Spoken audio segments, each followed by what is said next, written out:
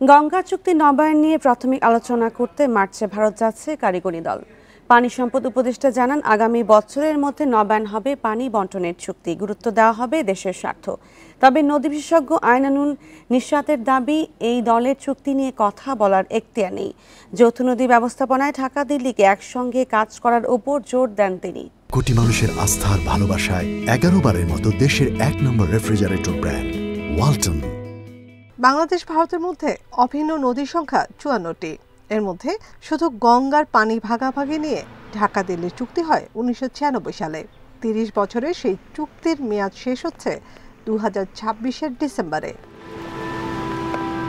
আগের শর্তে চুক্তি নবায়নের পরিকল্পনা ছিল আওয়ামী লীগ সরকারের, কিন্তু অন্তর্বর্তী সরকার চায় পর্যালোচনা। 2026-এর মধ্যে তো আমাদেরকে চুক্তি করতেই হবে।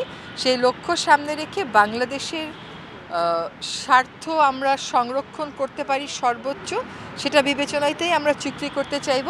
তবে চুক্তিটা আর আমাদের সময়কালীন সময়ে হবে না, এটা তো মোটামুটি স্পষ্ট।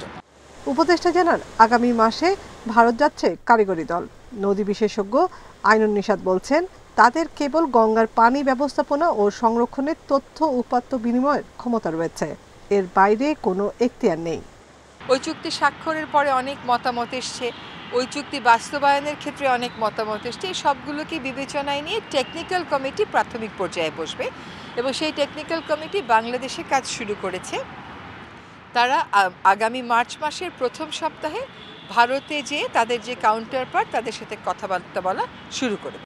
এই কাজ কারিগরি কমিটির কাজ নয়।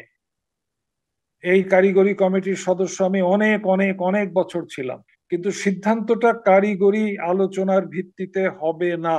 তাদের নির্দিষ্ট ম্যান্ডেট আছে, বন্টনের ব্যাপারে তাদের কথা বলার কোনো অধিকার নেই।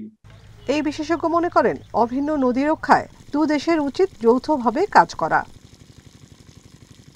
নাফিজুল্লাহ, ইন্ডিপেন্ডেন্ট নিউজ, ঢাকা।